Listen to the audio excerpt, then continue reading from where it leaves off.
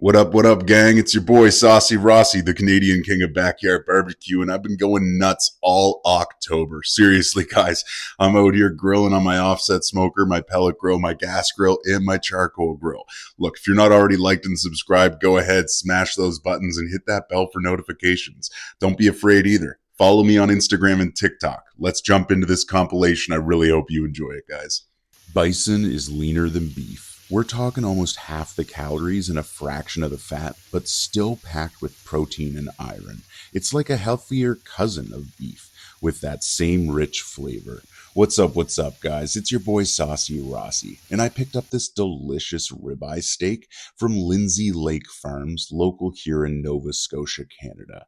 I reverse seared it on my offset smoker, which I'm going to walk you through in this entire video, but I thought I'd just show you right quick how delicious this looks. Oh man, let's start from the beginning. You know what's up. Like and subscribe. Follow me on Instagram and TikTok. I picked up this unbelievable bison ribeye steak, and I immediately knew I had to give it the royal treatment with some rosemary thyme sea salt by the South Shore Sea Salt Company. Oh, buddy, this and a little bit of black cracked pepper on top, that's perfection.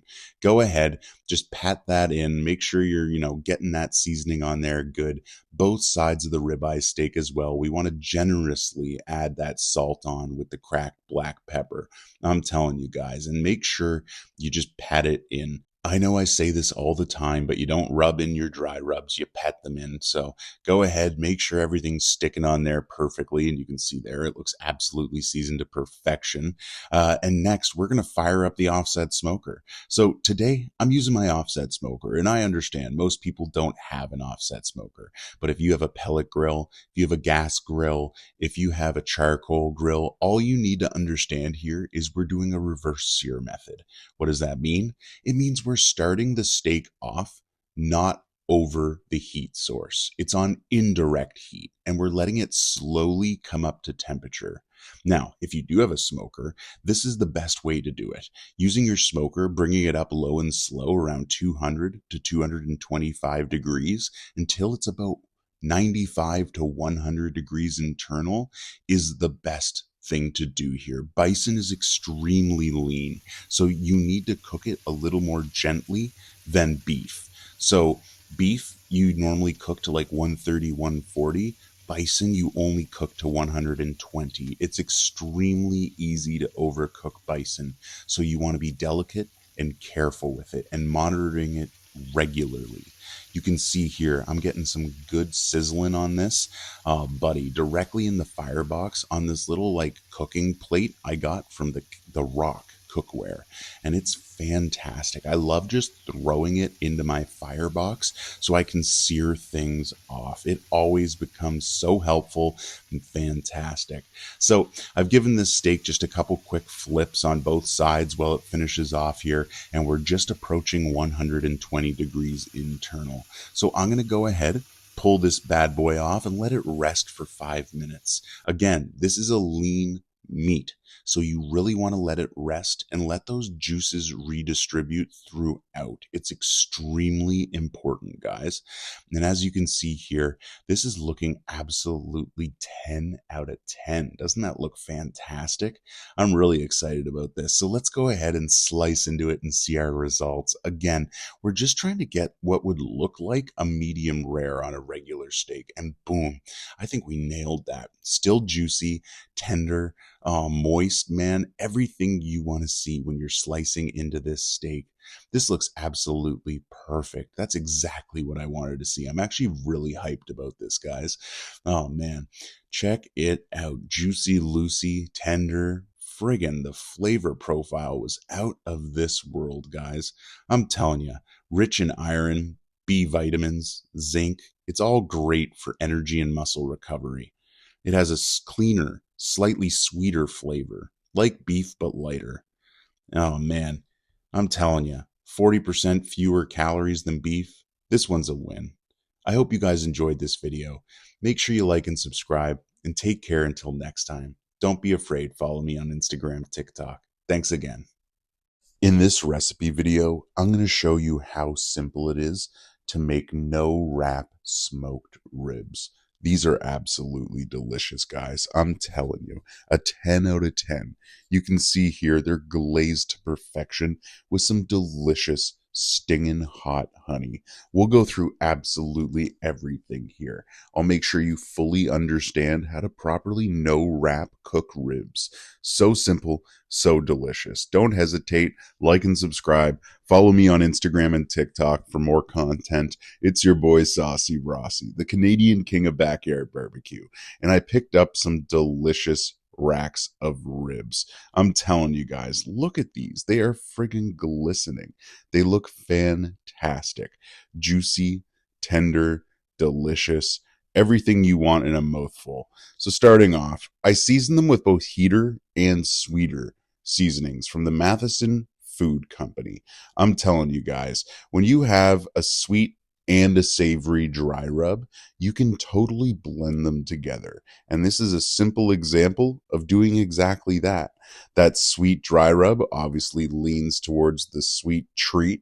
That heater dry rub leans towards that savory heat. I'm telling you guys, this was delicious by mixing both these dry rubs together. Now, as you can see here, I'm liberally seasoning them, and I'm making sure just to pet in that dry rub. We don't want to rub it in. That's a common mistake I regularly see people do. Dry rubs are meant to be pet in, not rubbed in. I know that's confusing. It's called a rub, but make sure you don't rub it.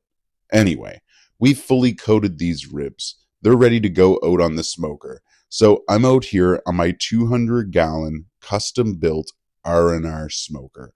This thing is the ultimate pinnacle of barbecue, a real wood fire. And today I'm using applewood and sugar maple. Sugar maple is a native species of tree to where I live in Nova Scotia. And personally, it's one of my favorite types of wood to use with basically everything, especially pork and chicken. So these ribs got bathed in some delicious sugar maple smoke. But like I mentioned, I also threw some applewood smoke in there as well. Now I'm saying smoke, it's just applewood. I have a full fire burning over in my firebox here attached to the smoker. And bud, it is just pouring that smoke over these racks of ribs. Now, let's go ahead, take a closer look at the entire process. We're going to leave these ribs just on. We are not wrapping them. No tinfoil, no butcher paper. What does that mean? It means you need to monitor internal temperatures. And when these finally hit about 190 degrees internal, you're going to add some sauce to them. So here, I'm using the Halifax Honey Company's Stingin' Hot Honey. This stuff is absolutely delicious. It's fantastic. I love it. I think it is amazing. And on ribs, it's a 10 out of 10. You can see here, I have a nice layer glazed right on these ribs. Now, how do you glaze ribs? You simply pour that honey on and use a little brush and then brush it around. It's just that simple. And you're going to end up with multiple racks of ribs that look just like this. Juicy, tender, and delicious. Now, the final temperature you're aiming for with these racks of ribs is 203 degrees. Now, again, you are not going to be wrapping these ribs, so you won't see that same bone pull that you do with wrapped ribs. That's perfectly fine. It's still going to be tender, juicy, moist, delicious, all those keywords you hear Gordon Ramsay throwing around. And as you can see here, that bone pull still looks fantastic on these. You know, it could go a little bit further, but guys, I'm telling you, when you wrap, that's basically the equivalent of braising your ribs after you've smoked them. So we're skipping that step here. What does that mean? It means the bones are going to have a little more tug when you're biting off the meat, but it's still going to have unbelievable flavor, arguably better flavor, because it's going to have more time in that smoky atmosphere, catching all that deliciousness. Like I said, that sugar maple, that applewood. And as you can see here, we have basically an impossible center to see. And what I mean by that is the smoke ring is so defined on these that it practically goes the entire way through the meat. I'm pretty excited about it, guys. I think it looks fantastic. Not to mention, they still look juicy, tender, and delicious, but that hot honey glaze as well, even though it's thin and simple, along with that Matheson Food Company sweeter and heater seasonings, guys, this was spectacular. I mean, just look at that little glaze on there. Doesn't it look amazing? I'm telling you, this has me practically drooling while I'm sitting here trying to describe this to you. I mean, again, look how distinct that smoke ring is. It goes so far through this rib. It's so impressive. I'm really happy with the results here. This ended up being absolutely delicious. So simple as well, because when you do no wrap ribs, you pretty much don't have to do anything except watch their temperature until they hit 203 at 190 degrees. Again, you're going to apply that little layer of stinging hot honey by the Halifax Honey Company. But guys, other than that, these ribs are straightforward and simple as can be. I know you're going to be able to pull this one off. Don't hesitate, guys. Try my recipes. I'm telling you, they might look good, but they are dead easy and simple. I am not some crazy chef. I make simple recipes that you can cook at home. So don't hesitate, like and subscribe, hit that bell for notifications, follow me on Instagram and TikTok. Make sure you comment below if you like ribs. Take care, stay safe. Let's talk about how to make delicious pulled pork on an offset smoker. As you can see here, this is a beautiful bark. That beautiful mahogany color is really showing through. Still juicy and bud. This is going to shred into insane pulled pork. I can't wait to walk you through absolutely everything here. Don't be afraid. Like and subscribe. Follow me on Instagram and TikTok. It's your boy Saucy Rossy. So I picked up this delicious pork shoulder the other day from my local grocery store, Sobeys. Actually, I picked up two of them, I should say. And as you can see here, they're looking absolutely glorious. So I hit them with Ragin' Bayman Spicy Barbecue Seasoning by Newfoundland Seasonings. I made sure to fully coat every single side, every nook and cranny. I really wanted that seasoning to be fully applied to these pork shoulders. Next, I fired up my offset smoker. I'm running the 200-gallon custom-built R&R smoker today. Bud, I'm running it with applewood and sugar maple. Oh man, this smells so fantastic. Now, I've got this running close to 250 degrees, 275, kind of in between there, and I'm just running it low and slow. This is going to take 6 or 7 hours, but patience is the name of the game here. Every hour or so, I'm going to give these pork shoulders a quick spritz with some apple cider vinegar as well. That's going to help build that bark, that deep mahogany color, as well as just making sure the exterior of these pork shoulders don't actually fully dry out. Now let's take a little bit closer of a look. As you can see here, oh buddy, these look fantastic. Just delicious, juicy, tender. Oh man, they are feeling perfect. You can see they're leaking juices. That intermuscular fat is rendering down beautifully. This is going to be a 10 out of 10, guys. So at this point, once it reaches about 165, 170 internal, we're going to pull them off into a tinfoil tray. If you want, like I'm doing right here, you can give them a quick inspection, just make sure everything looks good. And then basically, we're going to give it a quick wipe down in some butter. That's going to help continue with the basting, the rendering, all that. It's just going to help distribute heat. You know, it's just good. Butter just helps barbecue, so add some butter in. Make sure to just kind of smear it on the top of your pieces of meat here.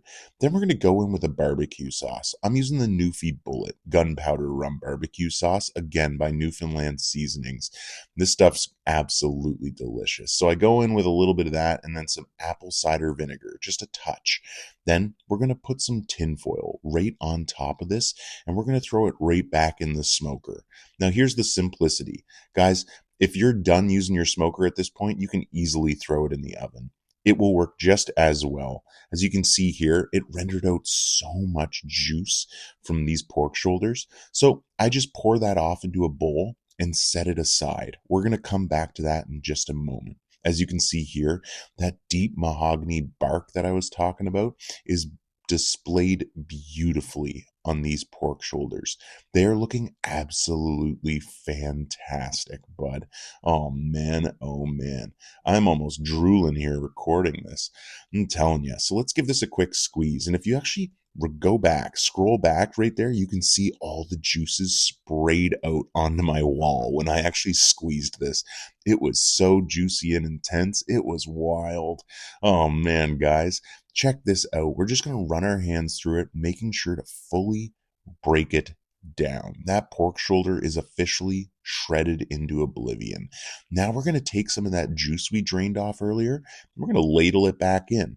We probably want to end up going with about 3 or 4 ladles total. I only show two here, I guess, but I used about 3 or 4 ladles of that juice.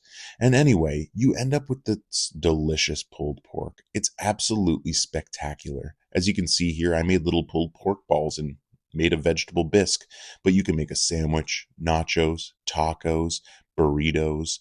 The list goes on, guys. Poutine. Oh man, pulled pork is just so delicious. Thank you so much for watching. I really appreciate it. I hope you're having a great day. I hope you like my recipe videos, and if you do, don't be afraid. Go ahead and like and subscribe. I'm your boy Saucy Rossy. I'm always out here cooking stuff up on my barbecue, and it's winter time, so that means barbecue season just started. So go ahead, smash those buttons, hit that bell for notifications, and I can't wait to see you until next time. Take care and stay safe. In this recipe video, I'm going to show you how simple it is to smoke chicken on a real offset smoker. Today, I'm using my 200-gallon custom-built R&R smoker, and I'm smoking 3 chickens with a mix of applewood and sugar maple. And it's going to be absolutely delicious. Guys, don't be afraid. This chicken's absolutely scrumptious. Hit those buttons ASAP. Like and subscribe. Comment below if you like food cooked on an offset smoker, or if you just love barbecue like I do. Let me walk you through this entire recipe. It's really straightforward. So to begin, we're going to split some chickens in half. I'll quickly show you what I'm doing here. If you don't know how to split chickens in half and need a longer explanation, I already have a video on that. Just jump over to my channel and watch it. But what we're doing here is we're simply going to remove the spine. That's where you start. Then cut the chicken in half and just remove the little bone and cartilage that's right in the center. We're going to repeat this 3 times, once for each chicken. Then I'm going to throw them into my Drip Easy tub, and I'm going to hit them with this balsamic burn. Bud, this sauce is made by heat from the hammer. It's got some heat to it, but it's that balsamic. So I thought, marinating these chickens would be the best idea. So I just let them go for about like an hour sitting in that sauce at room temperature. You can also keep them in the fridge for up to probably about 6 hours marinating. I probably wouldn't go too much further than that.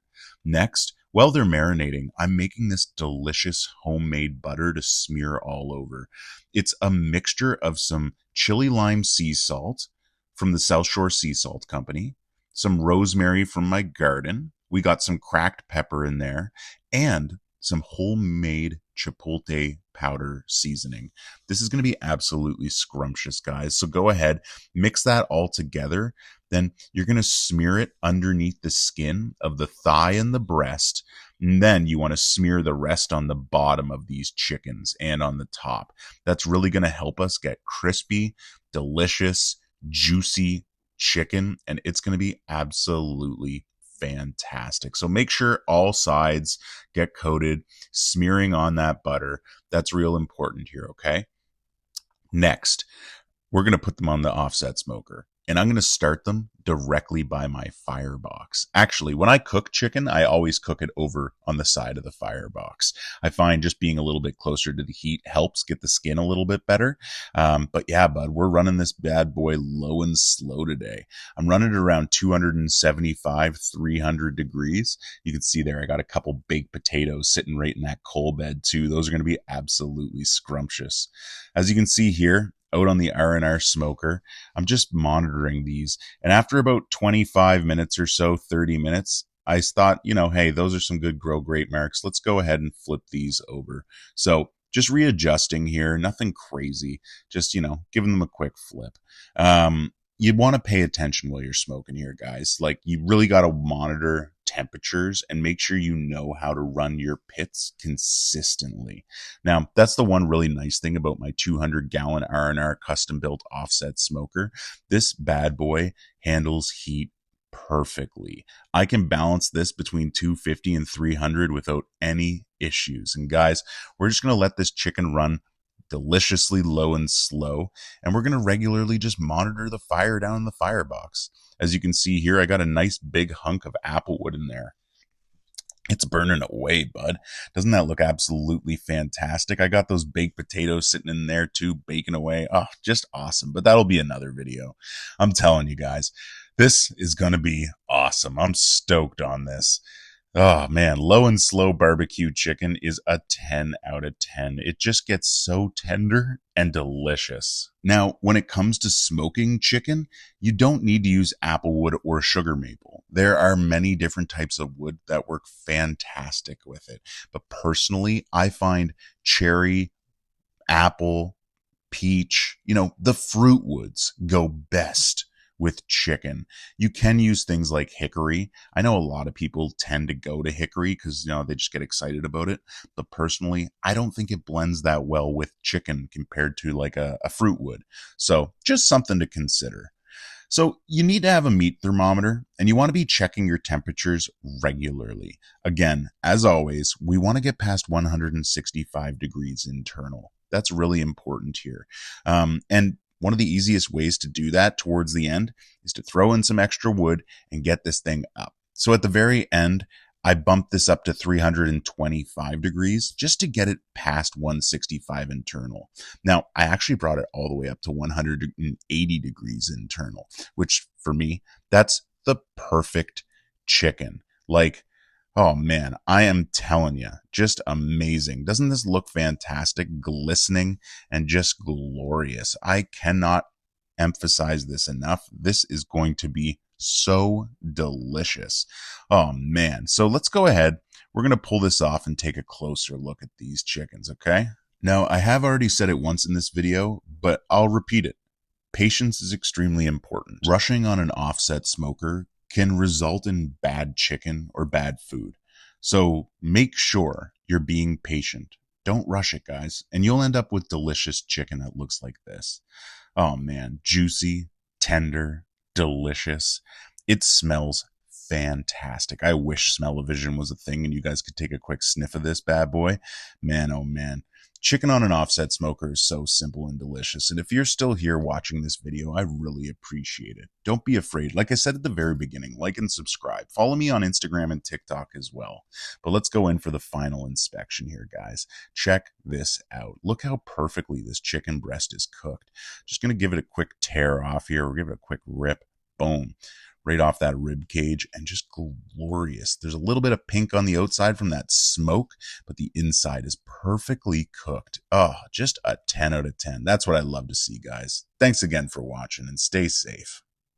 What's up? It's your boy Saucy Rossy coming in with a super simple pellet smoker chicken wing recipe. But don't worry, guys. If you don't have a pellet smoker, if you just have a regular barbecue, a gas grill, maybe you're using a charcoal grill or an offset smoker, all of those will work perfectly fine, as well as your regular kitchen oven or air fryer. So don't hesitate, like and subscribe, join my community home cooks. It's your boy Saucy Rossy, the Canadian king of backyard barbecue. Here's what I'm doing today, guys. We're hitting some sassy chicken on these chicken wings. I really enjoy this sassy chicken dry rub by the Royal Nova company.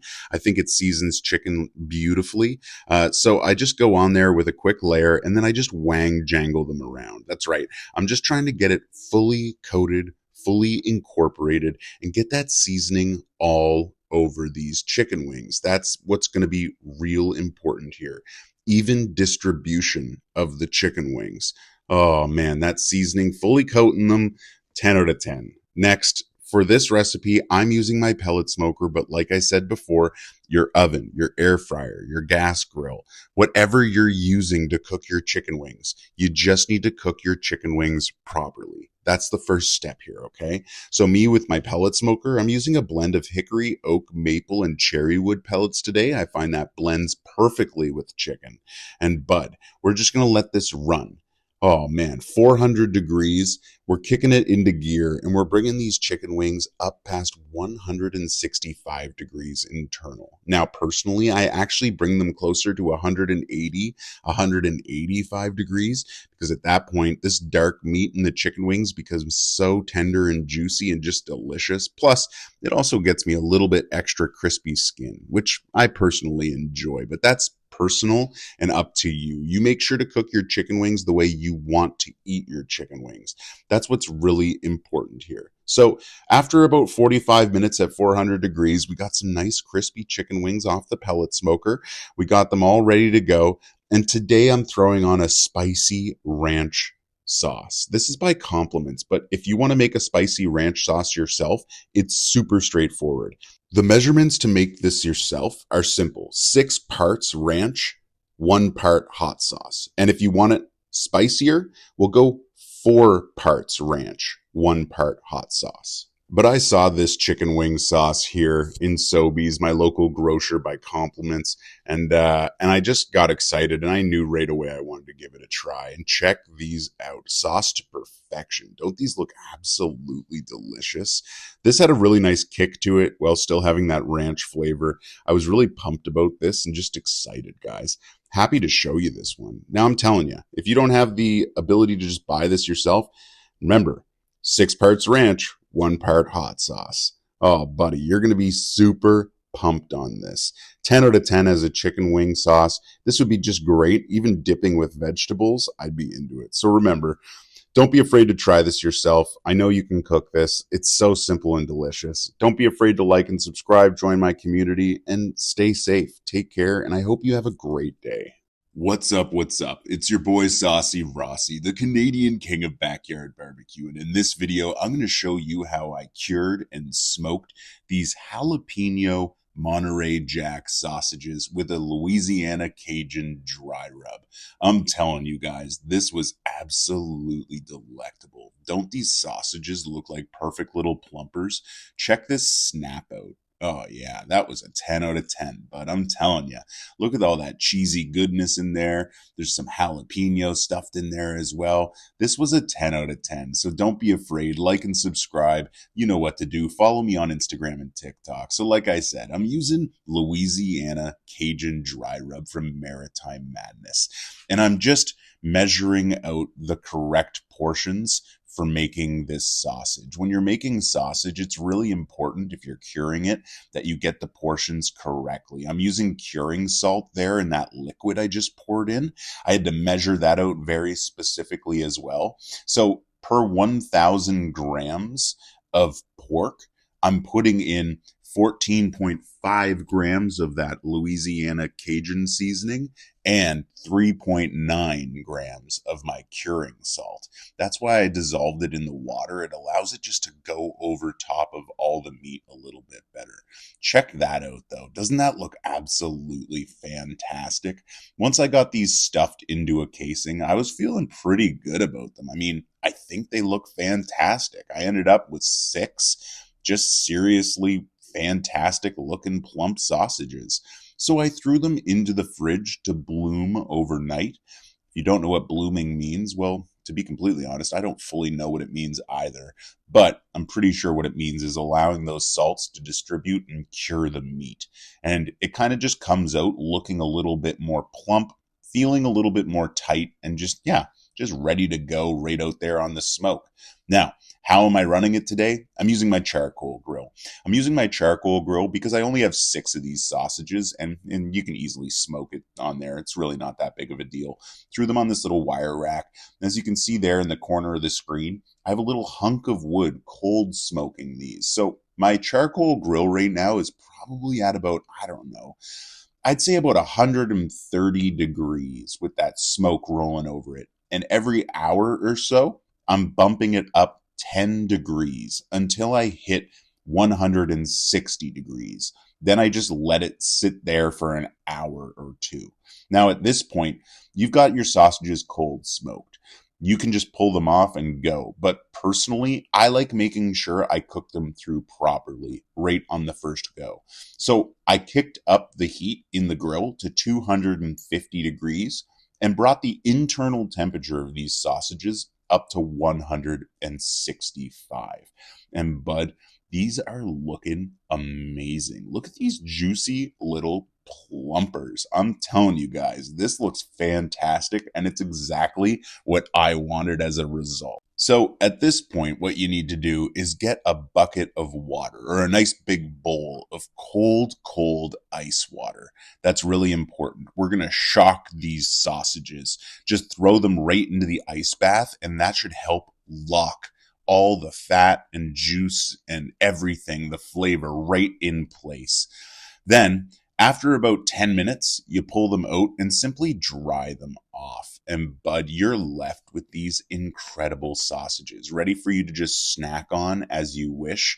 Or if you want, you could, throw them in the refrigerator, reheat them later. You don't even need to reheat them. Technically, you cooked them to the correct temperature of 165. So I'm telling you guys, these are just ready to go.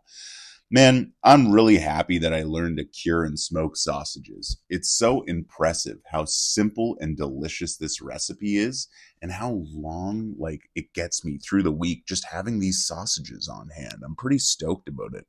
And if you're still here kicking around watching this recipe, just know I'm stoked about you.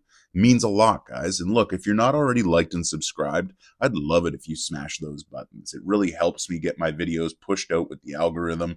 I love seeing more people join my community of home cooks, and I love just keep dropping all these barbecue recipes. So if you're like me and love good food, smash those buttons. You know what's up. It's your boy Saucy Rossy, and just check it. One last snap. Yeah, dude, wasn't that awesome? Look at the gooey Monterey Jack in there. I'm stoked on this one, guys. This was pretty epic. I've been eating some delicious sausages all week. I'm just pretty excited about that. I mean, hell yeah, just look at that internal cross section. That's a 10 out of 10, just like you are. So remember, eat some good food, spend time with loved ones, and take care and stay safe until next time. In this recipe video, I'm going to show you how to make Sloppy Joe stuffed pogos. That's right, it's a corn dog stuffed with Sloppy Joe filling and topped with some delicious shredded cheese, smoked low and slow. I'm telling you guys, this is such a scrumptious recipe, so simple to make at home. It takes no time at all. But this is one of those set it and forget it recipes you're absolutely going to love. So let's go ahead, smash that button, like and subscribe, hit that bell for notifications, follow me on Instagram and TikTok. It's your boy Saucy Rossy, and I was down at the grocery store, saw a box of pogos, and I thought to myself, I need to eat some pogos. But I didn't think they would be enough. So my first thought was immediately Sloppy Joe filling. Oh my gosh, wouldn't that be absolutely delectable? So to get this whole recipe started, we're simply going to take our pack of 4 pogos and throw them out on the Pit Boss pellet smoker low and slow at 250 degrees. We're going to smoke it for about 1 hour. And at about 45 minutes into that, we're going to take some ground beef and some onion and just cook it down. Now today, I'm using the Matheson Company beef seasoning. I'm just going to cook it down, get a little bit of color on there. Then I'm going to add in some mustard and probably about double the amount of ketchup. And that's going to be our Sloppy Joe mixture. Real simple, real straightforward, guys. We're going to cook this down and just set it to the side, okay? Drain off any grease as well. We want to make sure this topping is just ready to go. Then we're going to go back out to the pellet smoker. You really don't have to do anything here. Pogos just for about 1 hour or so at 250 degrees. That part's really, really simple. Next, we're going to pull these pogos off. You're simply going to take them, make sure they're cooked to the right temperature you want. That's why I always say about 45 minutes to an hour at 250. And we're going to pull those little, sticks right out of the pogo. We're not going to be eating them like that today, guys. We're going to bring them to the next level and layer in some flavor. So go ahead, pull all 4 sticks out, and then I'm going to take a serrated knife. And as I watched this video, I'm realizing I was cutting towards my hand. Use a cutting board. Don't be stupid like me. And all you're going to do is just cut down into the dog inside that pogo, okay? But Super simple, super straightforward. Just slice it in and just kind of open it up, right? Yeah, there you go. You can see what I'm doing there. Next, we're going to take that mixture we cooked down and just dump it directly inside, making these into sloppy Joe pogos. And I'm telling you, bud, this was a 10 out of 10. No exaggeration. I was really, really excited at this point. That sloppy Joe mixture tasted absolutely delicious, by the way.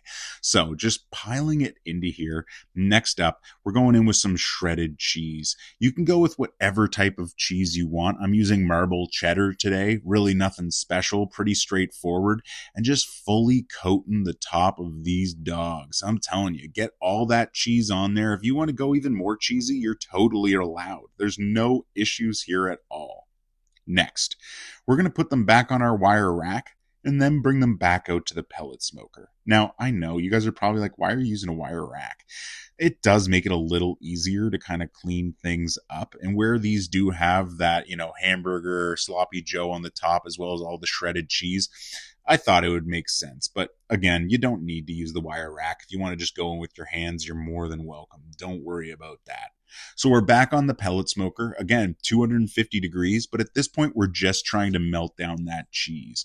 We got everything else cooked up. So I don't know, 5, 10, maybe 12 minutes or so, and you've got some delicious cheese melted all over top of those pogos, filled with that delicious sloppy Joe mixture. This, guys, is a 10 out of 10. Look at these. Don't these look absolutely incredible? Cheesy. Check. Sloppy Joe mixture. Check. Delicious pogo. Check. Literally, the checklist is cleared off, guys. I'm stoked about this one. I ate 2.5 of these, sharing one of them with my wife. She ate 1.5, and we were both just really stoked. This is such a good game day snack recipe. You can even buy the 20-pack of pogos and do all these up at once. But that would be real good. I'm going to have some buddies over for some beer and some sloppy Joe stuffed pogos. Anyway, here's a quick cross section, guys. As you can see, look at that. Isn't that a scrumptious little bite? You got that hot dog in there sliced in half, packed with that sloppy Joe with that cheesy goodness on top. Man, this is what good barbecue is all about. Thanks again for watching, guys. Hope you're having a great day. Take care, stay safe, and remember, cook some good food. In this recipe video, I'm going to show you how to smoke a money mussel low and slow and make a delicious vegetable bisque. This is such a simple, straightforward recipe and really unbelievable. If you're deep into barbecue and know what a money mussel is, which I'll explain in a moment, I'm telling you, bud, this recipe is a 10 out of 10. So don't hesitate, like and subscribe. Follow me on Instagram and TikTok, all that stuff. You know what's up. It's your boy Saucy, Rossy, and I'm out here with a delicious money mussel. Now, if you're not familiar with a money mussel, basically it's usually used in competition barbecue, but it's just like pulled pork. It comes from the same part of the pig. It's just absolutely delicious. It's a very specific tube that runs through the pork shoulder. So heck yeah, it's absolutely amazing.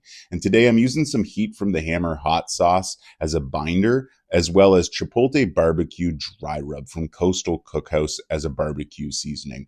But I'm not stopping there. We're going one extra level of flavor. I'm using that hot sauce after I seasoned everything and injecting it directly inside the money mussel just to give it an extra little kick of heat.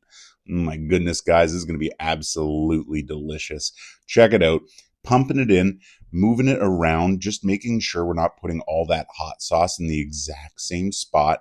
And as you can see here, I'm getting some good injections in there. You can see a little bit of it coming out there the other side, but you just keep pulling back, keep putting a little bit in, pull back, keep putting a little bit in. And you're going to have perfectly injected money mussel ready to go low and slow on that smoker. All right, so let's go to the Pit Boss pellet grill. We're going to fire it up today at 225 degrees.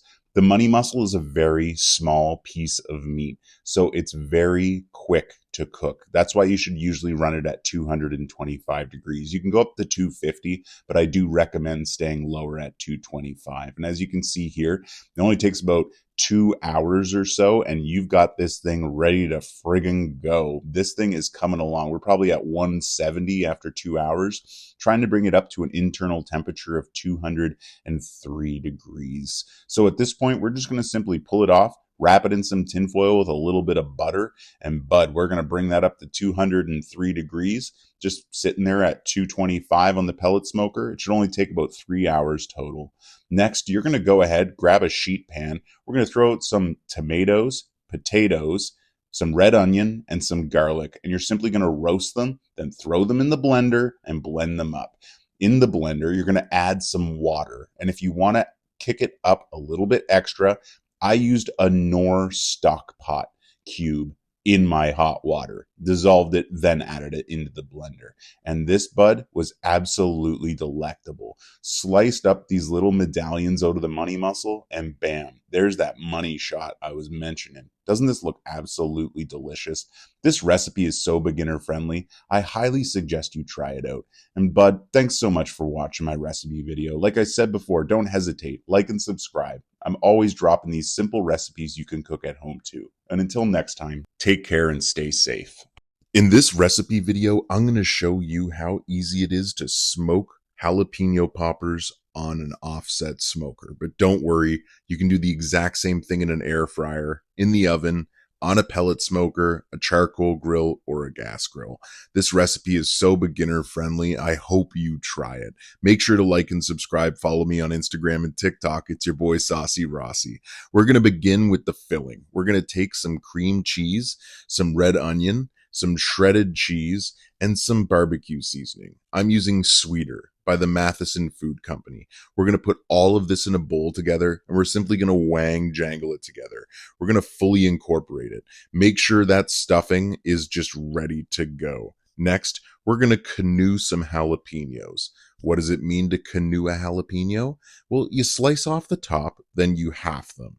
Next, we're going to take a spoon and simply scrape out the inside. This is really straightforward, guys. It takes one quick stroke, and you should have them nice and cleaned like little canoes. Next, we're going to take that stuffing, and we're just going to push it right into the jalapeno popper. Look how easy that was. Next, we're going to grab some bacon, set that to the side for just a moment, and we're going to prepare some pineapple. Now this pineapple, I'm just going to slice into small little dice-sized cubes, and each of these little pieces, I'm going to put one or two inside these jalapeno poppers. Just give them a quick little push into that mixture, and they're going to sit perfectly. Next, we're going to take that bacon we prepared, and we're going to give this just a good wrap, guys. Make sure to fully wrap one whole piece of bacon per jalapeno popper. I think that's very important. Sometimes I see people cutting corners and slicing bacon in half for jalapeno poppers. I don't think that's the right choice. And again, now that we've applied the bacon, we're going to go back in with just a little more seasoning. Don't go crazy at this point with the seasoning. We already have seasoning in the mixture on the inside. We just want a quick little light layer on the top of that bacon. Next, I'm going out to my 200-gallon R&R custom-built offset smoker, and I'm using sugar maple today, guys. One of my favorite woods. Absolutely scrumptious. And we're going to let that delicious sugar maple smoke float all around these jalapeno poppers. Cook that bacon through, cook down those jalapenos, get that inside stuffing nice and ooey gooey. Oh man, these are going to be absolutely delectable. So I'm running the smoker around 250, 275 degrees, and I'm probably letting these go for about an hour and a half. What I really like to watch for with jalapeno poppers is first, that the bacon is properly cooked. And then second, you can kind of see those jalapenos are starting to wither down a little bit. That means they're not going to be as intense or as chewy. They're going to kind of be a little softer. It's going to be absolutely delectable. Then I'm topping them with Tyler's Hot Stuff Holy Haskap jelly, just to add an extra little layer of spicy flavor in there. I'm from Nova Scotia, where Haskap jelly is just super common. We have tons of haskap berries here, and it's so delicious and delectable. I love adding it in as a little touch on my jalapeno poppers. And you can see here, these jalapeno poppers look incredible. Juicy, tender, delicious, crispy bacon. Oh, that jelly on top. When you bite into these, that little citrus pineapple blast is just a delight you weren't expecting. I'm telling you guys, this recipe is so simple and so beginner friendly. I really hope that you try it yourself. You can do this in an oven. You can do this in an air fryer, on a pellet smoker, or a charcoal grill. I'm telling you guys, even a gas grill, this will work. All you got to do is make sure those jalapenos cook down a little bit, that bacon is cooked to your liking, and you're going to really enjoy this recipe. It means a lot to me, guys. The fact that you're still here watching my videos, I really appreciate it. If you haven't already, make sure you like and subscribe, hit that bell for notifications, and follow me on Instagram and TikTok. Until next time, thanks again for watching. Take care. In this recipe video, I'm going to show you the simple, most delicious way you can barbecue a pork tenderloin. Guys, I'm using incredible ingredients, delicious products, and I'm yielding amazing results. You know what to do. It's your boy Saucy, Rossy. Like and subscribe. Follow me on Instagram and TikTok. Hit that bell for notifications. Okay, so I barbecued a pork tenderloin, and it came out absolutely incredible. I plated it up just like this. It was a fantastic dinner. And I'm so excited to share this recipe with you because it's so simple, but still absolutely delicious. I started by going to my local grocery store, Sobeys, and I picked up 2 pork tenderloin. They were very reasonably priced. I think this was like $7. Today I'm using Coastal Cookhouse Chipotle barbecue seasoning. It's a perfect dry rub that goes amazing with pork. So I'm making sure to fully coat each of these pork loins, getting every nook and cranny, every side, every crevice fully covered in that barbecue seasoning. As you can see here, I think I did an immaculate job getting these fully covered. Next, we're going to go out to the Napoleon charcoal grill. Now, I've got this lit up with a Kingsford bed of charcoal briquettes, okay? You can use any kind of charcoal you want, but one thing I did was I slotted a little piece of cherry wood in with the charcoal, just so it would put off a little bit of cherry wood flavor and flame. You can see there's a little bit of a flame off of it. That's going to be perfect for adding that little hint of cherry wood to these little pork tenderloins. And bud, it's going to add such an amazing flavor profile. So I'm clearly starting these off on direct heat right over that coal bed. And you can see that I also have a cast iron grill grate on my barbecue. I also let that come up to temperature as well. That's going to help get you some good grill marks, as you can see here. Now, patience is key. We're going to just put this over the coals for a minute or two each side. Then we're going to move it onto indirect heat. Next, I'm using this yellow Is It Me You're Licking For mustard by Nurple Sauce Company.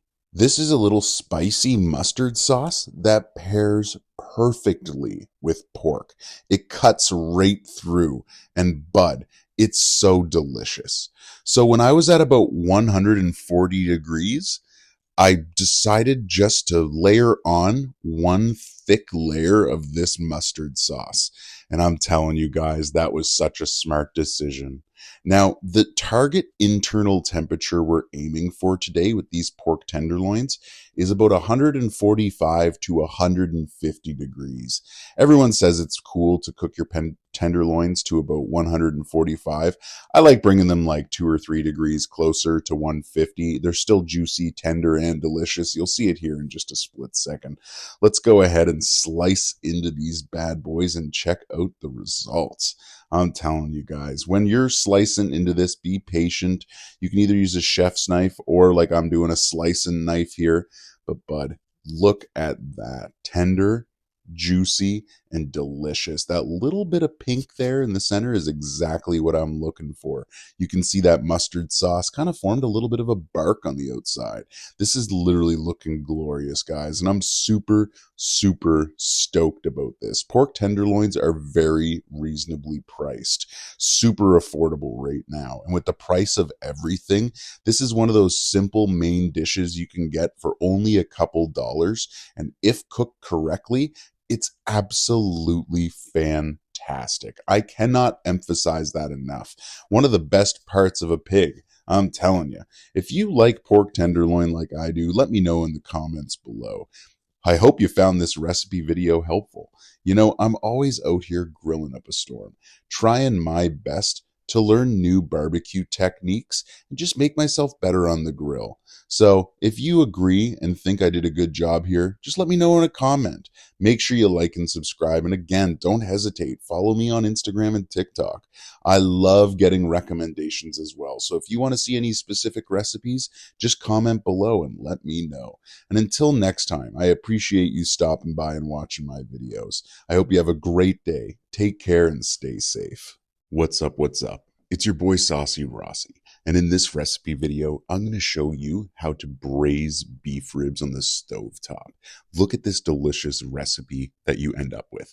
This dinner was a 10 out of 10. So don't hesitate. Like and subscribe. Join my community of home cooks. Hit that notification bell for every time I post. Oh, buddy, let's go through this recipe. I picked up these beef braising ribs from my local butcher, Vessel Meats.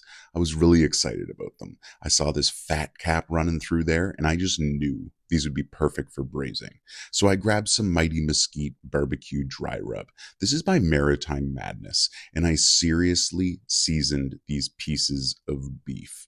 Oh, buddy. Next, I'm grabbing my Dutch oven, throwing it right onto the stovetop with a little bit of oil, getting it nice and hot, and then throwing in these hunks of beef short rib, and I am just going to brown them.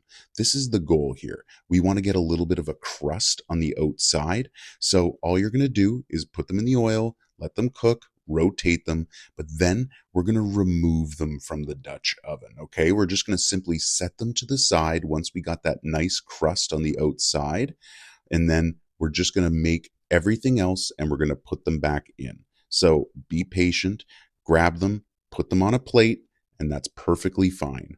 Next, we're going to go in with some diced garlic, carrots, and some red onion.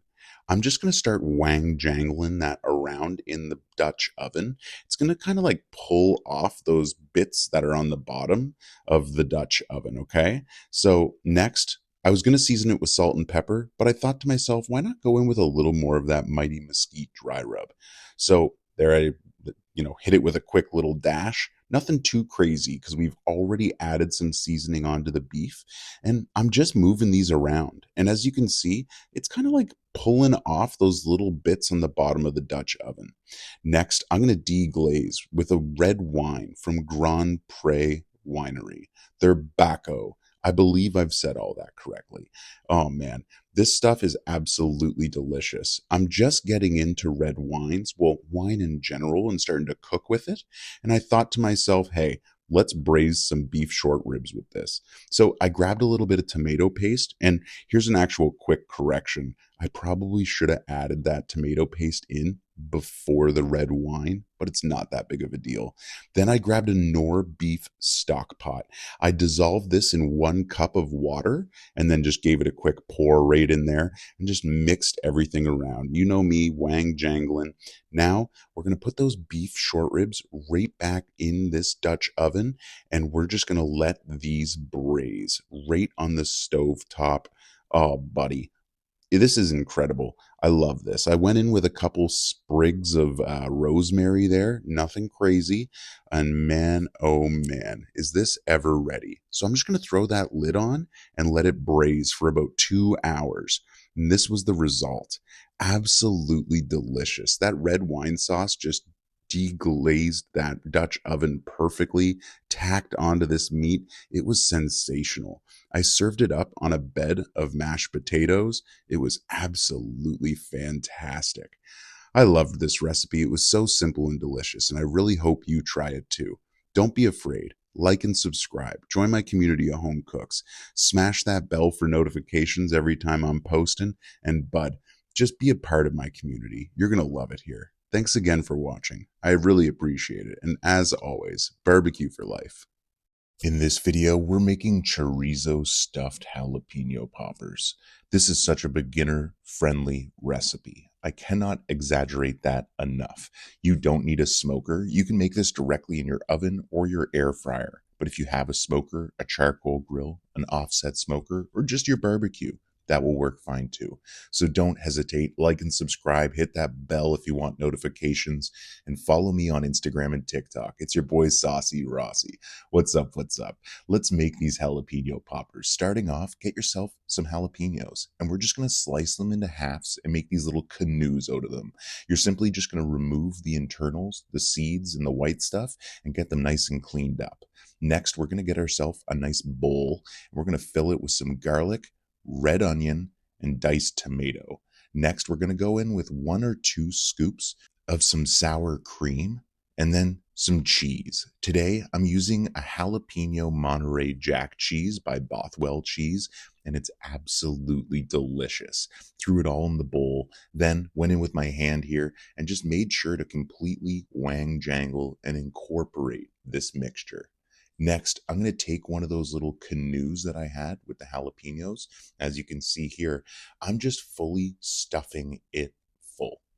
Every little bit I can fit in there, I want in there. And don't worry about a mess. We're going to wrap it in some bacon. This is super straightforward. The messiness on the jalapeno helps the bacon stick better. Just give it a quick little squeeze once you got it on there. Don't push it hard enough to like push out filling, but that's all you got to do. So here it is again. We're wrapping around that bacon. And then once you get it fully on there, give it a little squeeze, nothing too insane, just a little push. Kind of slot everything on there properly and you're good to go. Man, check out these little prepped jalapeno poppers. That's molasses covered bacon, by the way. So this is going to be absolutely delectable. Let's go to the pellet smoker. I'm going to fire it up at 250 degrees today. I recommend if you're using an oven, maybe go closer to 275 or 300. What we're mainly looking for here, though, is cooking through that bacon.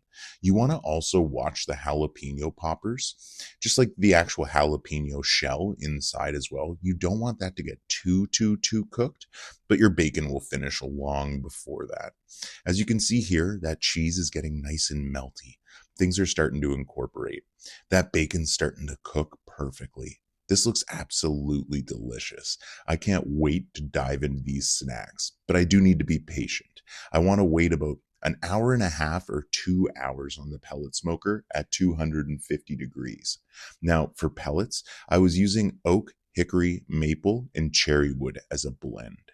But look at this result. Delicious jalapeno poppers. Doesn't this look absolutely fantastic? Fully cooked through. That bacon's cooked perfectly. That cheesiness melted down exactly how I wanted it. This is just going to be one of those tender, delicious bites packed with flavor. I mean, we got that chorizo sausage in there for extra seasoning. That maple molasses is going to be insane. That jalapeno Monterey Jack cheese is just going to be so much extra spice along with the jalapeno shell. Seriously, guys, this one right here, the food's going to speak for itself. This is a 10 out of 10 recipe. Seriously, hope you liked and subscribed. Hit that notification bell if you want more of these simple recipes you can try at home. Highly suggest you give this a shot. And if you do, let me know in the comments below how it turned out. Until next time, guys, take care and stay safe. This is my white wine shredded chicken stew recipe, and it is so simple and beginner friendly. You're going to love this. Oh man, this recipe is so perfect for fall. It's warm, it's comforting, and delicious. Come on along for the ride. I'm going to show you how to do this entire recipe. Don't hesitate, like and subscribe and hit that bell. Follow me on Instagram and TikTok. It's your boy Saucy Rossy, and I was super hungry, and autumn is in the air. So, the temperatures are dropping a little bit. I needed something nice and hearty just to fill my gut and make me feel nice and comfortable. So this white wine shredded chicken, stew is absolutely such a simple recipe. And I just begin by browning off some chicken. Next, once that chicken is fully browned on both sides, I'm just going to remove it from the Dutch oven and go in with some garlic and red onion. I'm going to wang jangle this around, kind of giving it a little scrape to get those little bits off the bottom of the Dutch oven there. And then maybe after about 3 to 4 minutes, giving those onions and garlic a little bit of a head start, I'm going to go in with the rest of my vegetables. So the rest of the vegetables here are clearly a cubed up potato, a red and green tomato, and some carrots. Now you can kind of put these to the portions you prefer. They're just the vegetables in this stew. So, don't go too overboard with one of them individually, but you're pretty liberal here. Put in the measurements you want. It's pretty safe. Now, for a measurement that does matter, we're going in with a Sauvignon Blanc from Blombiton Estate Winery. And I'm probably putting in 3/4 of a cup here. And we want to really let that cook off. Cooking off that alcohol only takes about 2 to 4 minutes, depending on the temperature, and it's really important. Once you have that cooked off, we're going to take a chicken bouillon cube by Knorr. We're going to dissolve it in 1 cup of water, and then we're going to add that in. Oh, buddy, now it's time to get everything incorporated. Give it a good mix. Then we're going to put those chicken breasts back in and just let them cook. Now, if you want, this next step is optional, but you can throw in some thyme and rosemary as well if you want those extra herbaceous notes. This is not a requirement, though. Then I threw in some basmati rice. This was about, 10 to 15 minutes before I wanted to take this off the heat. We don't want that rice to overcook, but you still want it to cook through properly. Then next, I'm going to remove those herbs. Well, just the rosemary, that is. You can leave the thyme in there because it's absolutely delicious. Then whenever you're ready and that chicken is fully cooked and the rice is prepped, go in and just shred that chicken to oblivion, guys. It's just that simple. That's basically the entirety of this recipe. Now you have a delicious white wine chicken stew. Oh, buddy, perfect for this time of year. Fall is in the air, the temperatures are dropping, and simple recipes like this can keep you nice and warm. Serve it up with some delicious, toasted pieces of bread, and bud, you have such a simple recipe that you're going to enjoy. So thanks again for watching. Take care, stay safe. Don't be afraid, like and subscribe, and until next time. Oh, and by the way, don't hesitate. Always barbecue. You're going to love it. Take care, guys. In this recipe video, I'm going to show you how easy it is to marinate your ribs with a red wine marinade. Oh my goodness, this was absolutely delicious. So flavorful. The ribs themselves were smoked to perfection. You're really going to enjoy this one, guys. So like always, like and subscribe, hit that bell for notifications, follow me on TikTok and Instagram. Let's jump right into this recipe. I started off with some simple third rack of ribs. It's just a smaller portion of ribs. All I had was a regular rack of ribs and I sliced it down. And these were 2 third racks that I had left over. So I finally decided to cook with them and I wanted to try this experiment out that I saw. I'm vacuum sealing them with a red wine marinade. To make the marinade, I'm throwing in 3 cloves of garlic, some thyme and rosemary, a Baco Noir by Grand Pré. They're based in Nova Scotia, and you guys know me. I love highlighting Nova Scotian and Atlantic Canadian ingredients. I'm also going in there with a little bit of olive oil and balsamic vinaigrette as well. Okay, guys, this is absolutely ready to go. Vacuum sealed. I'm going to throw this into the fridge for 4 to 6 hours, okay? Now, you can probably go up to like 8 hours. I'm not sure I'd recommend going over 8 hours, though. The wine can really impart an intense flavor, so I think 4 to 6 is a fantastic amount of time. And just look at that color it's already put onto the ribs. That red hue looks absolutely gorgeous. So I thought to myself some sweet chipotle dry rub by Maritime Madness would pair perfectly with that earthy tone of the red wine. And bud, I'm telling you, it was absolutely bang on delicious. So as you can see here, I'm liberally seasoning these ribs. I want to make sure to get every nook and cranny. We want to fully season them, all sides, top, bottom, left, and right. That's how you know you did a good job seasoning your ribs. All right, let's throw them out on the pellet smoker at 225 degrees. Now, ribs are pretty resilient because they have the bones in there. So you can actually go all the way up to 325 depending on how much time you have. But personally, I prefer lower and slower if possible. And these ribs, I did exactly that. 225 degrees for probably 3.5 hours or so. Where they're third portions of ribs, you don't have to smoke them for as long as a regular full rack. They come up to temperature a little bit quicker, basically because there's not as much meat and stuff you got to heat up. So anyway, we're out here on the pellet smoker. I'm using a mix of oak, hickory, maple, and cherry wood pellets today. All of those go beautifully with pork. You can get many different types of blends of hickory pellets, apple wood, cherry wood, basically any hardwood that's a fruit wood goes amazing with pork. I just love it.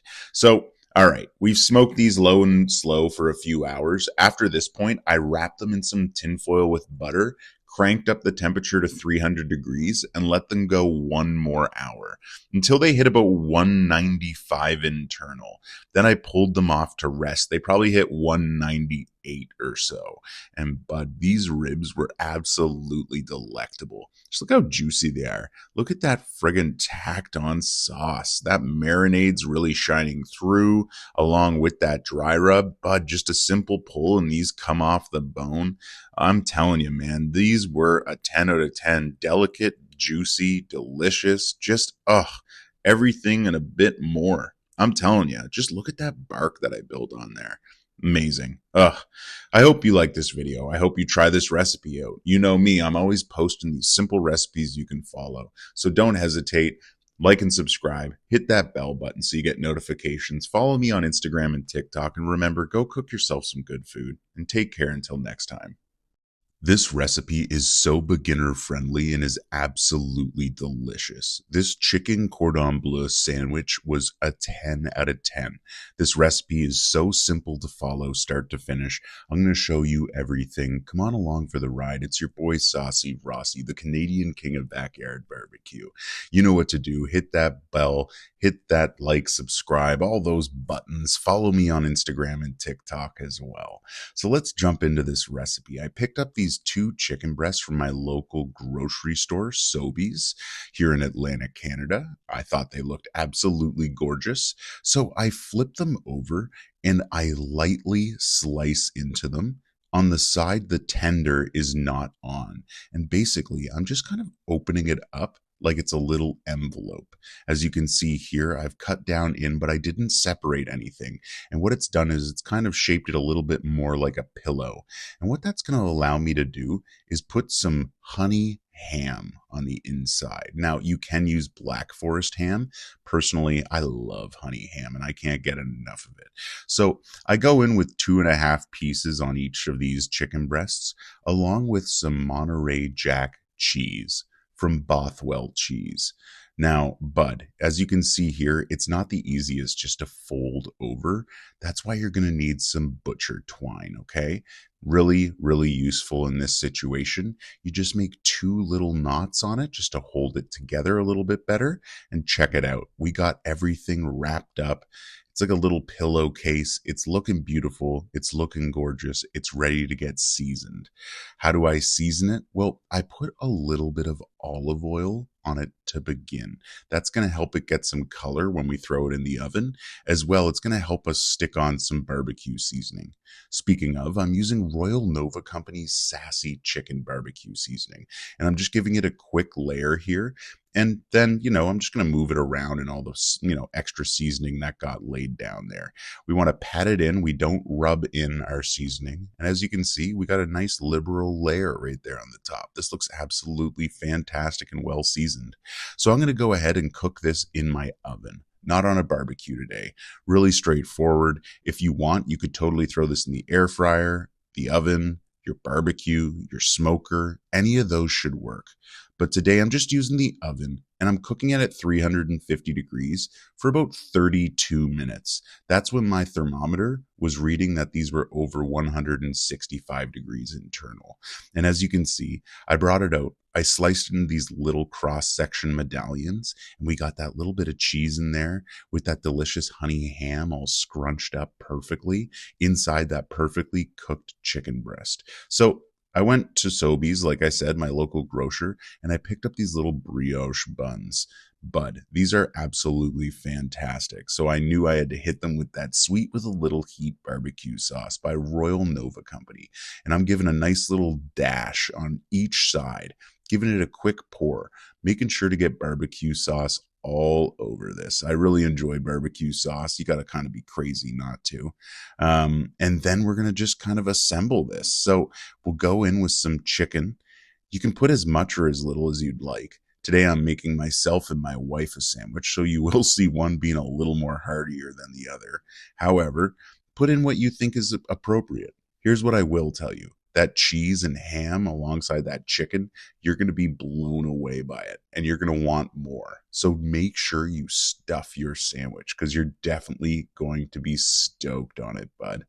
Then each of the pieces of chicken had a little bit of cheese that melted out. So I simply pulled it off the tray and put it right on my sandwich. No reason to waste that cheese, right? Melted down perfectly already. Then I loaded on some banana peppers, buddy, pickled. They're absolutely scrumptious. And some delicious tomatoes, only on mine for the tomatoes. They were seasoned with thyme and rosemary sea salt as well. Then a little bit of lettuce, and we're going to top this bad boy off. Holy cow. And there you have it, guys. This chicken cordon bleu sandwich is ready for you to absolutely devour. Doesn't this thing look packed, stacked to the brim? I'm stoked on it. It was absolutely delicious as well. So scrumptious and delectable. I was really, really happy with the result here. The flavor was so incredible. Bud, I hope you enjoyed this recipe. I really do hope you try it yourself. If you do, make sure to tag me on Instagram, TikTok, or any other social medias that you posted on. I really hope you're enjoying these recipes, guys. So beginner friendly. Don't forget to like and subscribe. And until next time, take care. In this recipe video, I'm going to show you how simple it is to use a charcoal grill to cook some unbelievable chicken thighs. This recipe is simple from start to finish, so don't be afraid. Like and subscribe, save this video, send it to a friend that loves some good chicken. Follow me on Instagram and TikTok. It's your boy Saucy Rossy. I mean, just look at this chicken. Cooked above a bed of Kingsford charcoal briquettes with a little hunk of hickory wood. We'll get to all of this in just a moment, but we're going to start off with some beautiful chicken thighs, and then you're going to grab whichever barbecue seasoning you enjoy. Today, I'm trying the Matheson Food Company's original barbecue seasoning. This is clearly going to be absolutely delicious on a plethora of meats, and I obviously wanted to try it on chicken. So starting off, I put the chicken skin side down and gave it a light layer on the bottom. Then I flipped all these chicken thighs over, pulled back the skin, and then gave them an additional seasoning. Now I'm pulling back the skin because not everybody wants the skin. So if they pull it off, but you only season the skin, then they're not going to get any seasoning. So make sure to season underneath the skin, then put that skin back regular and go over with another quick layer. Look, I'm doing 3 layers of seasoning here, so just be cautious not to overdo it, okay? Next, we're going to walk out to the charcoal grill. I'm using a Napoleon charcoal grill, but any charcoal grill with any grill grate, whether it's cast iron or regular, will completely apply here. We're going to put these chicken thighs skin side down, right above that coal bed, and you need to pay attention to them, okay? The fire is clearly going to come up because chicken skin has a lot of fat in it, and it's going to start dripping. So just make sure you're paying attention. Don't overchar your chicken, and then you just simply move it over onto indirect heat as each piece finishes up. Now next, as I mentioned earlier, we're taking a hunk of hickory wood and we're going to throw it right into that coal bed. And that's going to add an additional layer of smoky hickory flavor right into this chicken. Now, look here, guys. I got that coal bed on the other side of the charcoal grill. You can either just rotate the grate to keep the chicken on or off the coal bed, or you can just use a pair of tongs. It's all simple, okay? Now, You want to make sure you're leaving this closed so it gets nice and smoky in there. And that's going to add an additional layer of flavor. Now, if you're not sure what type of wood you should be smoking with, I highly recommend trying fruit woods to begin with. They're a little bit lighter and not as intense as hickory, but if you know you like hickory, it's still an amazing piece of wood to throw in there to get an additional smoky flavor. If you want my opinion, I'd start with cherry or apple wood. Anyway, you're going to let these chicken thighs cook to the internal temperature of at least 165 degrees. Once you've reached that point, they are good and ready to go. But personally, I like hitting about 180 with my chicken. You can see here, these chicken thighs are looking absolutely fantastic. We got some beautiful char on that skin, just looking amazing. They've got perfect color on them. So like I said, once they've passed 165 degrees internal, we're going to pull them off the barbecue and just check these thighs out. Oh man, seasoned to perfection. Bud, just absolutely delicious. We got some beautiful char on there as well. Cooked through, you can see on both sides, nice and juicy. Oh, that's super important too. You do not want to dry them out. And Bud, when you're out there on the charcoal grill, the best tip I can give you is just pay attention. Check things regularly. You know, people always say if you're looking, it ain't cooking. The reality is I live in Canada where the weather's colder. And when you look, the temperature drops inside a barbecue quick. But charcoal is hot. It breathes heat. So when you open that lid, close it back down, it's going to get back up to temperature in no time. So just take your time, cook it properly, and you're going to have delicious chicken and other things too. Ribs, burgers, steaks, it all applies. So thanks for watching my recipe video. I hope you try cooking on a charcoal grill. Make sure to comment below if you have any questions, tips, or tricks you want to share. Make sure to like and subscribe, and don't be afraid. Hit that bell for notifications. I hope you're having a great day. Thanks so much for watching. Hope to see you again soon. In this recipe video, I'm going to show you how simple it is to make delicious pulled pork. I smoke this low and slow over the course of about 8 or 9 hours, guys, and the result was delicious, perfect pulled pork, shredding apart into oblivion with a delicious bark, a wonderful smoke ring. Everything about this was fantastic. So come on along for the ride. I'll show you everything to do with this recipe. It's really straightforward. We can do this together. Don't hesitate. Like and subscribe. Hit that bell for notifications. And if you got it, follow me on Instagram and TikTok. You know what's up. It's your boy, Saucy Rossy, the Canadian king of backyard barbecue. And I picked up this beautiful pork shoulder from my local butcher, Vessel Meats. And I just can't emphasize how fantastic this pork shoulder looks. It's got a really nice fat cap on it. So I'm just taking a serrated knife and quickly just kind of running some slots into it. That's going to help it render down while it's cooking a little bit better. As you can see right there, those fat caps do get a little bit thick, but we still want them for that juicy flavor. Oh, buddy. So just kind of using a serrated knife, that's going to be perfect here. Now for barbecue seasoning today, I'm using Uncle Hemi's Gochujang Week. This is a gochujang dry rub, and it's absolutely delicious. It's got a little bit of a kick to it too, so if you like spice, it's perfect for barbecue. I've been really enjoying it lately. I've had it on a few things, ribs, on a tri-tip, and now I wanted to try it on pulled pork just because of how delicious it was. And I'm telling you guys, this ended up being fantastic on the ribs, so I expect this to be delicious on the pulled pork. Anyway, I am seasoning this hunk of meat liberally, making sure to get all sides fully coated. I made sure, as you can see here, this thing is dressed to perfection. It's got seasoning on every side, ready to go out on the pellet smoker. So today, like I said, I'm running this at 250 degrees, low and slow. And I'm using a mix of applewood, cherrywood, oak, and maple pellets on this.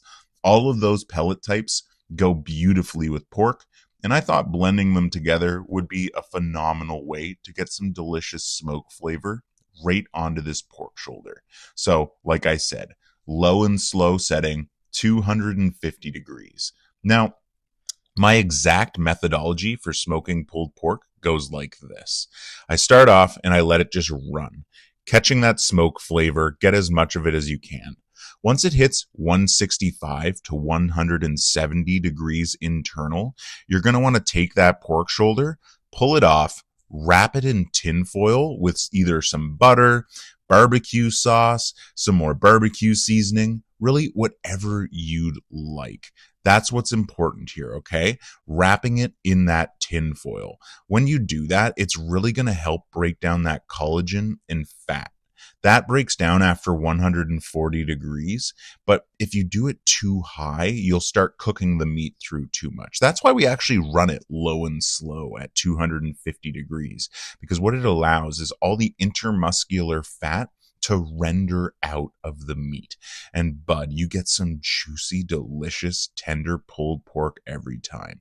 Now in this recipe video, I don't actually show it, but I wrapped it in this little tin foil sheet you're seeing here with some more tin foil over top. And that's how I finished braising it, with just a little bit of butter and a little more of that barbecue seasoning. And this is the result, guys. This thing is just falling apart with ease. There's literally no resistance here. Just simply pulling it off that butcher's twine we had wrapped around everything here. Just pick it up, give it a good squeeze, and this is just going to shred to oblivion. That's exactly what I'm looking for, guys. Some meat, just sticking my hands in, giving it the old squeeze, and that just exploding into oblivion. Like I said, 10 out of 10. I'm super stoked on this. Guys, pulled pork is amazing. You can make so many delicious recipes with it. Nachos, tacos, you can make poutine, you can just make a simple pulled pork sandwich, or in my case, I made a delicious, fully loaded burrito. Doesn't this look absolutely incredible? Beans, salsa, sour cream, lettuce. We got that pulled pork in there. We got some dirty rice in there. I'm telling you guys, this was epic. Thanks so much for watching. Make sure you try this recipe yourself. It's so simple and beginner friendly. Just that 8-hour to 9-hour smoke, bud, you're going to have delicious pulled pork. Oh, thanks again for watching. I appreciate all of you. Till next time. In this recipe video, I'm going to show you how I smoke a pork shoulder low and slow on my pellet smoker, shred it into some delicious pulled pork, and then make an absolutely scrumptious, jam-packed burrito. This is a 10 out of 10, guys. This recipe is so simple and easy to make at home. I can't emphasize this enough. Don't be afraid. Go ahead, like and subscribe, hit those buttons, hit that bell for notifications, follow me on Instagram and TikTok. It's your boy Saucy Rossy, the Canadian king of backyard barbecue, and I grabbed this delicious pork shoulder from my local butcher Vessel Meats. I threw on some gochu knees week barbecue dry rub. It's a seasoning by Uncle Hemi's barbecue seasonings, and it's absolutely delicious. Its flavor profile really revolves around the gochujang pepper, and it's real spicy, but it adds a perfect kick. And I instantly knew if I shredded this into oblivion, it would be absolutely delectable in a burrito. So that's what we're doing today, guys. We're simply putting together a burrito. Grab yourself some tortillas, and we're just going to throw one down to begin with. Now, personally, I love sour cream and some burrito sauce, and then some salsa to begin with. Next, I'm going to load in some of that shredded pulled pork. There's nothing complicated here. Just some simple white basmati rice that I boiled. Going to just load that in. Some black beans that I cooked. Oh, buddy, some lettuce. Real straightforward. Then some shredded cheese. Guys, this is such a beginner recipe. I can't emphasize this enough. You don't need a smoker either. You can make that pulled pork in a crock pot. You can make it in the oven. There are so many different options, guys. Next, we're going to take that tortilla shell and give it a good old fold. Real important here. This is the technique you should be using if you are folding a burrito. Kind of like fold it over, then use it to scoop and pull back. And as you scoop and pull back, you then will just fold down that little triangular tip, roll it over, give it a little bit of a press, and there you have it, guys. A wonderfully packed burrito, ready to go right into the frying pan to get a little bit of color on that. So why don't we go ahead, throw it into the frying pan and finish this off. Now, Your frying pan, you want it on medium low heat. You don't want to go overboard here. I actually had my frying pan a little hotter than I probably should have. You'll see it here in just in a moment here after the first flip. It's got some great color, but by the time I actually take it off, I might have left it on there a minute too long, but nothing to worry about. We're looking for this brown crust color that I've got right there. That's exactly what we want. And it's just a 10 out of 10, guys. So, maybe 30 seconds, 45 seconds each side on a medium low heat with just a touch of oil in the pan. And then, bud, pull that off and slice into it. And as you can see here, you've got some robust, delicious, action-packed burritos ready for you to absolutely devour. I'm not exaggerating, guys. This one was a 10 out of 10. I really, really enjoy using up this pulled pork like this. Normally I do nachos, tacos, a sandwich, or poutine, but bud, burrito has officially made it to the list of a regular event next time I make pulled pork. Seriously, doesn't that look absolutely amazing? Holy cow, guys. As always, I really appreciate you taking the time to watch my recipe videos. If you enjoyed it, make sure you like and subscribe. Comment below if you love burritos like I do. And don't be afraid. Follow me on Instagram and TikTok. And as always, I appreciate you. Take care and stay safe. In this simple recipe video, I'm going to show you how easy it is to take these small portioned beef ribs, smoke them low and slow, and make a delectable beans and beef ribs with hot sauce dinner. This is so simple, straightforward. You know what to do. Go ahead, like and subscribe. It's your boy Saucy Rossy, the Canadian king of backyard barbecue. Don't forget, hit that bell for notifications. I'm on Instagram and TikTok as well. Man, doesn't this simple recipe look delicious? Let's go back to the beginning and explain everything. So I picked up these beef braising ribs from my local butcher, Vessel Meats. They look absolutely gorgeous. Now, they're actually designed for stovetop braising, but you guys know me, I love barbecue. So I thought to myself, I'm putting these on the smoker. So I went out to my pellet smoker and just got it started at 225 degrees. Then I came back inside, patted these beef ribs completely dry, and seasoned them with Maritime Madness Mighty Mesquite dry rub. I love this dry rub on beef. I think it's absolutely phenomenal. And as you can see here, I seasoned all sides of these beef ribs. Made sure to get every single nook and cranny covered with that seasoning. Next, my pellet smoker was finally up to temp, 225 degrees, so I just simply set these right into the center of the pellet smoker. There's not really much else you have to do here, guys. This is one of those set it and forget it kind of cooks. This took about 4 or 5 hours, smoking low and slow at 225. Beef ribs with the bone can actually go up between 250, 275, or even 300. And if you have larger size beef ribs, they can actually hit 325. But guys, when you go low and slow at 225, you render all that intermuscular fat. You get all the juices. You get that bone pull. You even get a little bit of bone marrow kind of rendering out of those bones as well. Guys, this is a 10 out of 10. I cannot emphasize this enough. So for pellets today, I'm using a blend of oak, hickory, maple, and cherry wood pellets. All of those blend perfectly with beef, but bud, when you mix them together and just let it run all that smoke over these beef ribs, it is absolutely magical. And you can see here, I'm just being patient, guys. Checking it every 30 minutes, maybe 45 minutes or so. I'm waiting to get it to 165 degrees internal, maybe even closer to 170.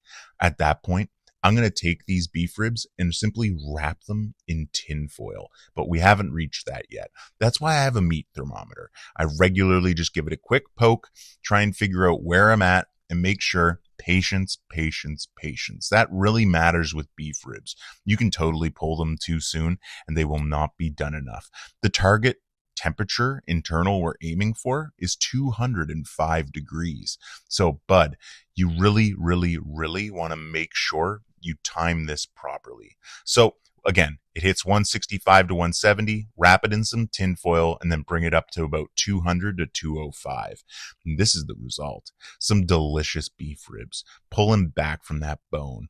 Absolutely juicy tender and delicious. I mean, look at those juices run, bud, right above those beans. This is a 10 out of 10. Now, if you guys are wondering, I'm Canadian. I'm obviously eating some maple beans. Those are like my favorite type of beans. Oh, buddy, this is a 10 out of 10, but we're not done yet. So check these out. These beef ribs ended up being nice, juicy, just delicious and immaculate. So threw them right into my bowl with all those beans. I thought to myself, this would be a great place to add a little bit of hot sauce for that extra kick. So I'm using a sweet and hot sauce, candied habanero by Maritime Madness. You know, I'm using their barbecue seasoning. Why not go in with one of their delicious hot sauces? And finish it all off with a little bit of green onion for color. This was a 10 out of 10, guys. This is definitely a recipe you need to eat this fall. If you are like me, love hearty meals, love meals that will warm you up, give you lots of protein, then these beans and beef ribs is a must try. I can't emphasize this enough. I really hope you do try this as well. You know, beef ribs are so easy to cook, they're affordable, and they're common in your grocery store. You can find this cut of meat, no issue. So give this a try. Don't forget to like and subscribe. You know what to do. Hit that bell for notifications. Feel free to go over to Instagram and TikTok. Follow me there as well. I really appreciate you watching this video. Take care and stay safe. This fall recipe is so simple. Boneless beef short ribs. Man, is it ever delicious. And bud, when you smoke it low and slow, you get some absolutely amazing results. You can smoke this just like it's a brisket because of how marbled this cut is. Bud, I can't wait to show you this entire recipe, so don't be afraid. Like and subscribe. Join my community of home cooks. You know what's up. It's your boy Saucy Rossy. Follow me on Instagram and TikTok. Check out this piece of meat. Isn't that insane? Look at that intermuscular fat. When you have a piece of meat, beef, that has that kind of intermuscular fat, you can smoke it low and slow just like it's a brisket. There's only a handful of cuts you can actually do this to. But these beef short ribs that are boneless are exactly that. So I'm using some Coastal Cookhouse Chipotle barbecue dry rub seasoning today, and it's going to be absolutely delicious. This is a local vendor to where I live in Nova Scotia, Canada. You can also order their products online. I really enjoy their Chipotle barbecue seasoning. So that's what I'm doing today, running this low and slow on my pellet smoker at 225 degrees. And bud, I'm telling you, I'm just letting that mix of oak, hickory, maple, and cherry wood pellets run over this cut of beef.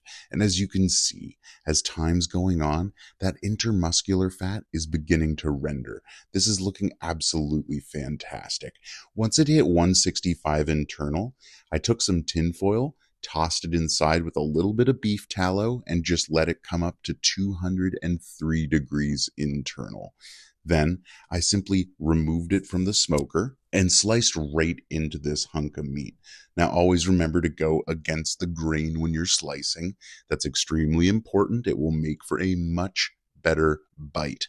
But seriously, guys, doesn't this look absolutely phenomenal? I mean, this probably took about 4 hours total. Like, 10 out of 10, guys.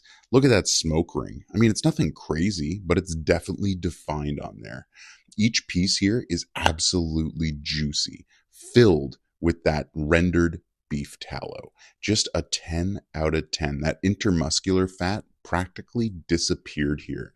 But this was delicious. And look, if you're like me and you're trying to get some good fall recipes underneath your belt, bud, cook one of these and then simply roast some vegetables. In the oven, throw, carrots, onions, sweet potato, maybe cherry tomatoes, some garlic. Put a little bit of olive oil on it with some salt and pepper. Maybe, 400 degrees for 45 minutes, and you got roasted vegetables to go right with this delicious hunk of boneless short rib. And bud, look at this little dinner I threw together. The perfect fall recipe. We got roasted garlic, carrots, tomatoes, sweet potato, onion, and that delicious boneless short ribs. Oh, just a 10 out of 10. Man, I'm telling you guys, these simple fall recipes are just so easy and amazing. You got to give it a shot. And if you do, tag me on Instagram or TikTok. Make sure to like and subscribe, hit that bell for notifications. And as always, thank you so much for watching. Take care. What's up, gang? It's your boy Saucy Rossy, and in this recipe video, I'm going to talk you through how simple it is to smoke brie cheese on your pellet smoker. This recipe is so beginner friendly. I mean, this video is only 3 minutes long, so don't be afraid. Stay along till the end. Like and subscribe, hit that bell for notifications, and follow me on Instagram and TikTok. Okay, let's start off. I picked up some double cream brie cheese by Compliments. I picked this up from Sobeys. It's a local grocery store here in Nova Scotia. And I brought it home, unwrapped it, took my knife, and simply sliced a cross-hatch pattern into the top. This is going to allow that smoke to penetrate through and just get a little more smoky flavor into our cheese. But bud, it's going to be perfect. Remember, you're using a knife. Be careful. Just watch where you're slicing. I don't want you to slice your fingertips. Next, you're just going to take a little piece of tin foil like this, fold up the edges, put the piece of brie inside of it, and then throw it out on the pellet smoker. You don't need to put down the tin foil, but in the off chance you kind of melt your cheese a little too much, it just stops from anything becoming a mess. So I highly recommend you put down that tin foil. Now, as for the cheese, you're going to notice it's kind of gaining some like beige color from the smoke. That's perfectly fine. And as it continues to smoke, it's going to even get more of a depth of that color. So don't be afraid. Just be patient. I'm running my pellet smoker today at 200 degrees, and I'm just letting this run as low as possible for about 45 minutes or so. After that point, the brie looks absolutely fantastic. It's nice and melty. So I grabbed some Tyler's Hot Stuff Holy Haskap jelly. This stuff is absolutely delicious. It has a little bit of spice to it, but it's got that delicious Haskap flavor as well. Now, if you're not familiar with Haskap berries, they're local to where I live in Nova Scotia, and they're absolutely delectable. I strongly suggest you check them out. Now, this as well. Always suggesting you check this out. Halifax Honey Company's Stingin' Hot Honey. This stuff is absolutely delectable and delicious. I love this stuff. It basically goes with everything barbecue. It's amazing. Then some simple Ritz crackers to dip.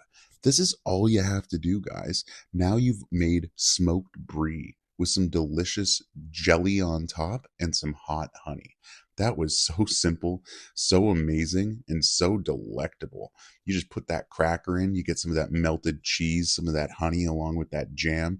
This little bite right here is absolutely scrumptious and delicious. You got to trust me, guys. You're going to love this recipe. Again, all you have to do, put the cheese on the smoker, smoke it, and then put 2 toppings on it.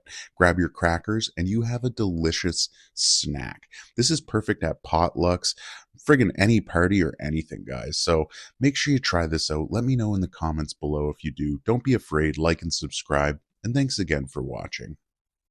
In this recipe video, I'm going to show you how simple it is to make a barbecue chicken sweet chili heat noodle dish. There are so many possibilities with this dish. You can throw in so many ingredients, but I'm going to start off simple barbecue chicken with a couple regular ingredients. You know me, it's your boy Saucy Rossy, the Canadian king of backyard barbecue. I'm out here grilling up a storm on my offset smoker, smoking these delicious pieces of chicken. And this is exactly how I use them in a recipe. So don't be afraid, like and subscribe. Follow me on TikTok and Instagram and hit that bell for notifications. So as you can see here, I cooked this chicken beautifully and it just shredded to bits, guys. Oh, just to start off, all you have to do is get some shredded chicken here. But if you want to go through this entire recipe exactly like me, smoke it low and slow before you shred it. Next, we're going to set that shredded chicken just to the side for now. And we're going to go onto our stovetop into a frying pan. I'm going to throw some garlic, some white onion, and some carrot. Now you can see there, I've kind of like shredded the carrot down just to make it a little thinner, to cook a little easier, and to be a little more, malleable in the stir fry. And today I'm using chili lime sea salt by the South Shore Sea Salt Company.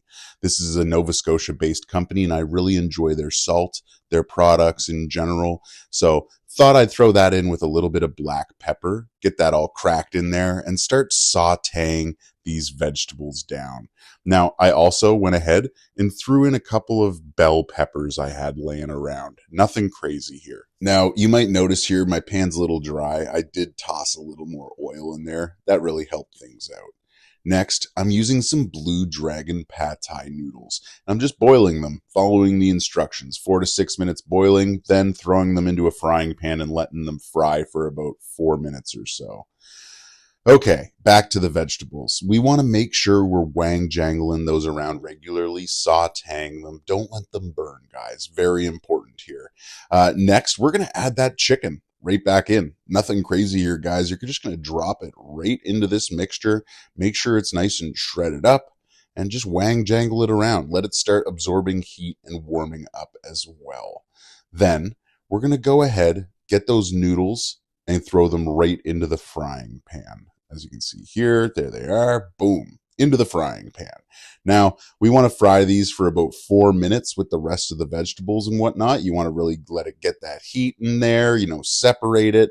As you'll see here in a moment, I'm using a spatula to try and separate these pad thai noodles. I learned very quick that is not the best option. You can see here, it's just kind of pushing stuff around. So I grabbed my Nurple Sauce Company's Castle Bravo. This is a sweet chili heat sauce, and I decided I would dump this all over top. The flavor profile in this sauce is actually incredible. If you've never had Nurple Sauce Company's sauces and seasonings, I strongly suggest you check them out. Absolutely delicious.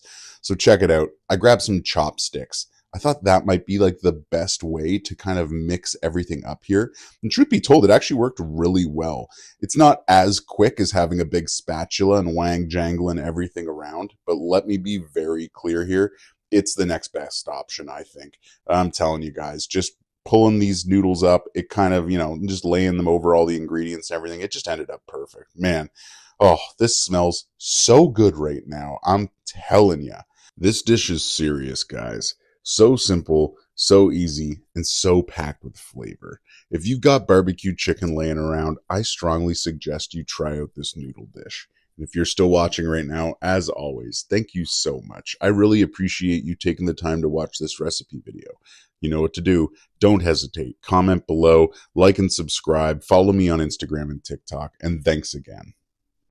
In this recipe video, I'm going to show you how simple it is to make barbecue chicken naan bread pizza. Guys, this is so simple and delicious. Perfect for a date night, just a simple snack, or really a lunch. I loved this little recipe. So easy, so forgivable, and so simple. You're going to love it. So make sure you like and subscribe. Follow me on TikTok and Instagram. Hit that bell for notifications. It's your boy Saucy Rossy. I went to my local grocery store, Sobeys, and picked up some naan bread and a few other ingredients. But the other day I barbecued some chicken, and I thought to myself, man, a barbecue chicken naan bread pizza would be absolutely scrumptious. So I mixed 1 part Hunt's tomato sauce with 1 part barbecue sauce. Today, I'm using Sweet with a Little Heat by Royal Nova Company, and I'm just simply putting it into a bowl, grabbing myself a fork or spoon, and giving it a good full mix. That's super important here. We want to make sure the sauce is fully incorporated, okay? So next, we're going to go out to these pieces of naan bread, and we're going to evenly distribute some sauce onto it. Now, be careful here. Don't overdo it. You can always add more sauce, but it's kind of hard to take it away. It can become a sloppy mess. So don't overdo it with the sauce. Next, we're going to take some of that leftover barbecue chicken. If you go to your local grocery store and just get a rotisserie chicken, it will be the exact same thing here. We're also going to top it with some red onion and some pickled banana peppers before fully coating it in some shredded jalapeno Monterey Jack cheese. Bud, go heavy with the cheese. I mean, unless you're lactose intolerant, then you might want to chill. But I'm telling you guys, I was looking for a full blockade here. This was going to be absolutely delicious. Okay, so next we're going to throw it in the oven at 375 for about 8 minutes. And at that point, The naan bread starts to get a little bit crusty. The cheese is all melted. All the ingredients are warmed up. All you have to do is just slice into it. And here's the result: a nice cheesy, action packed slice of naan bread barbecue chicken pizza. This is going to be absolutely delicious and delectable. Now, we could have also upgraded it by hitting it with a dash of hot honey or some red chili pepper flakes. Either way, though, this was absolutely stunning and delicious. Like, I really enjoyed this and can't wait to make this again. Barbecue chicken pizza is one of those little delights of leftover barbecue that I just can't get enough of, guys. And I hope you feel the exact same way. You know, that pizza sauce mixed with the barbecue sauce adds just that perfect tang. I love it every time. Guys, this recipe is so simple and beginner friendly. You have nothing to be worried about. I know that you can tackle this, so don't be afraid. If you have leftover chicken and some naan bread, try to make yourself a naan bread chicken pizza, bud. Absolutely delicious. Thanks again for watching. Take care and stay safe. I've recently fallen in love with chimichurri, and in this video, I'm going to just talk about it. I'm so obsessed. I'll show you how I make it, and I'll show you a couple simple ways you can enjoy it, like on this steak or in this beautiful feta and chimichurri sweet potato dish. It's just a 10 out of 10, guys. Chimichurri is like perfect for the world of barbecue. So you know what to do. Like and subscribe. Hit that bell for notifications. Follow me on Instagram and TikTok. It's your boy Saucy Rossy, the Canadian king of backyard barbecue. And I'm going in with about 1 cup of olive oil. We're going to go in with 2 full tablespoons of red wine vinegar. I'm going to give that a nice whisk just to start getting that incorporated. Next, we're going to take about 1 cup of fresh parsley, and then however much garlic you really want to add. I added in 3 cloves here. You can go more or less. It's up to you. So I'm just taking that parsley, putting it right into the mixture along with that garlic, and we're just going to fully mix to incorporate. It's super straightforward, guys. Then we're going to go in with 2 teaspoons of red pepper flakes. Okay. I only showed 1 there, but I actually used 2. That's for heat. You can totally gear that up or down if you want it to be extra spicy. Then we're going to go in with some oregano as well. So here it is, about 1 tablespoon. Give it a good mix. And then, you know what? I decided I want a little bit more after tasting it. So I went back in with about half of a tablespoon after that. Okay. Again, we're fully mixing to incorporate this. It's a really simple topping, super straightforward. And after about, 20 to 30 seconds of mixing, we have this beautiful homemade chimichurri. Now, chimichurri is a fresh, uncooked sauce from Argentina and Uruguay. It's often used for grilled meats. It's made, obviously, with what I showed you here. Chopped parsley, garlic, olive oil, vinegar, oregano, and those chili flakes for just that little bit of heat. It's bright, it's tangy, it's herbaceous. It's like a South American version of pesto almost. It's perfect as a marinade. And for finishing a steak, chicken, or veggies, it's absolutely delicious. Now, this is a barbecue channel, so I'm going to make sure to show you what this looks like on a delicious steak. I picked up these wonderful ribeyes at my local grocer, Sobeys. I couldn't believe it. I got these for $20 for 2 of them. Doesn't that look awesome? I'm stoked about that, especially with the price of beef right now. But yeah, I'm just grilling them on my charcoal grill, getting lots of flavor on there. And I sliced into it. And it was closer to medium rare than I'd like to be, but I don't really care. This is about that chimichurri. It's absolutely delicious, guys. Oh, bud. So all I do, I just take that steak, slice it up and lay it out and just throw that chimichurri down. You can just grab right off the plate. You can, smear it for a little more of that chimichurri. Oh, it's so refreshing, bright, and tangy. That herbaceous bite is just incredible. But it doesn't have to be on meat.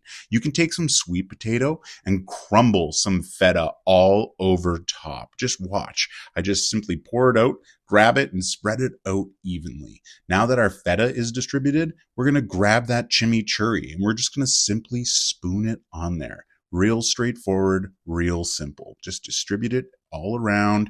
And bud, this looks absolutely incredible. I'm thrilled about how this turned out. It's a nice little dish for, any kind of meal. It's so refreshing. Oh, just tangy, zippy almost. I don't know. It's just a 10 out of 10. I was super excited about this. Now, look, if you're still here, thank you so much for watching. As always, I really appreciate it. Don't be afraid. Like and subscribe. I'm always out here dropping these simple videos, showing you more about food. So come on along for the ride. Join my community of home cooks. Follow me on Instagram, TikTok. Like and subscribe. Hit that button. And remember, eat some good food. In this video, I'm going to show you how simple it is to make pizza on naan bread. This is a basic recipe, guys. This is for beginners. But if you're like me and like simple recipes that can help you make a nice dinner at home, this one is 100% for you. Starting off, I made my own homemade sausages, smoked and cured. And I wanted to just not be eating sausages all week. So I've been looking for ways to try and use them up. And I think a pizza is the perfect way. I mean, doesn't this sausage look absolutely fantastic? Let's go ahead and slice into it. We're going to make little medallions here, like little pepperoniettes. I guess it's not pepperoni, but little, sausage medallions for the top of the pizza. Pretty straightforward. Just slice it on up, guys. Look, I'm rich in pepperoni. Easy money. All right. So next, what we're going to do is we're going to get our crust. Today, I'm using naan bread. This is simple. A naan bread pizza is basic, and I just am using some jarred pizza sauce, guys. All you have to do is spread it out evenly. Really, really simple. What I normally do is put 1 spoonful directly in the center of the naan bread, then just kind of use the back of the spoon in a circular motion to spread it towards the edge. And as you can see here, you just kind of push stuff around. It will properly sauce things up. You'll be good to go. I'm telling you, bud. Next, just throw down those slices of sausage. You can put as much or as little as you'd like. It's really up to you. I'm doing one for, my wife with 4, one for me with 6. She likes a little less meat than me, so I went with 2 more pieces. Next, I'm throwing on a couple globs of mozzarella. My wife really enjoys cheesy pizza, so I'm going to give her an extra glob of mozzarella.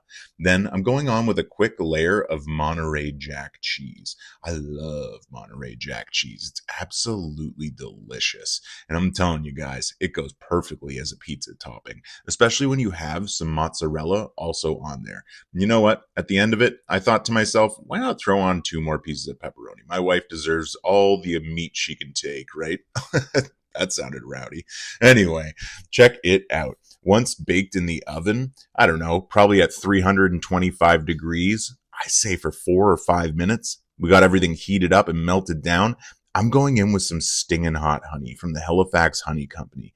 Probably my favorite condiment across the board. This stuff is absolutely delectable, and on pizza, it's a 10 out of 10.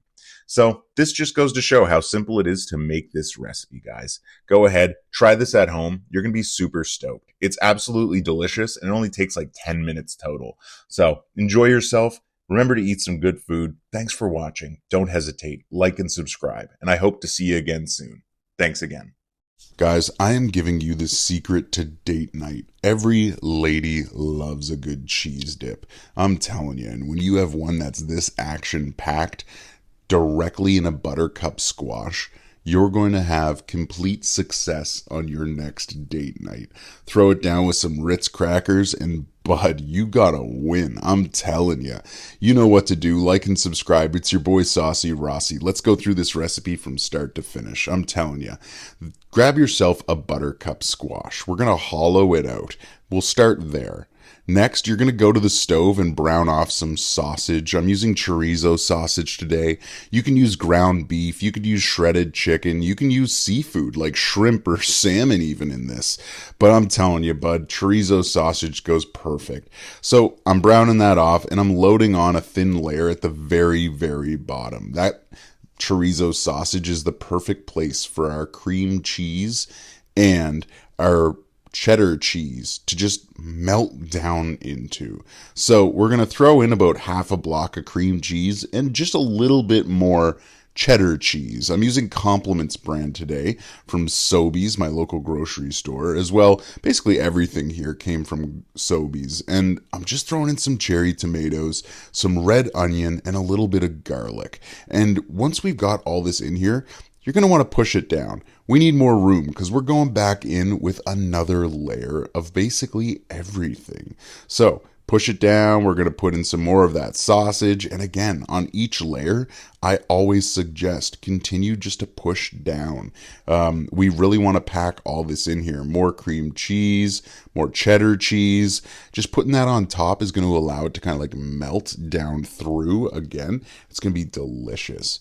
Now, I'm using the Matheson Food Company heater as well as their sweeter spices today. These barbecue seasonings totally caught my eye while I was walking down the seasoning aisle in Sobeys. So you know I'm going in with equal parts of both. I'm telling you, bud, this is going to be so flavorful and delicious. A 10 out of 10, I'm telling you. So all we got to do at this point, throw the lid on, throw it in the oven at about 350 degrees for about 40 to 50 minutes, and you're going to have this nice, perfectly melted, just delicious cheese dip. Doesn't that look absolutely fantastic? I'm telling you, man. 10 out of 10. This was ooey gooey, so warm and delicious. Perfect to warm you up from the inside, bud. This is one of those things that I'm telling you, if you whip this out on a date night, you are gonna get lucky, bud. You can trust me on that, and let me know in the comments below if you did whip this out on date night and if you got lucky. I'm telling you, man, this recipe is such a win, and it's so delicious. Now, you can use breadsticks to dip with this, but personally, I find crackers are a 10 out of 10. I whipped out a family-size box of Ritz crackers, and my wife and I went to town on this dip. It was phenomenal. I was thrilled. I can't wait to make this again. I'm telling you guys, such a simple recipe, so delicious and packed with flavor. That delicious, cheesy, ooey gooey goodness is a 10 out of 10 in every bite.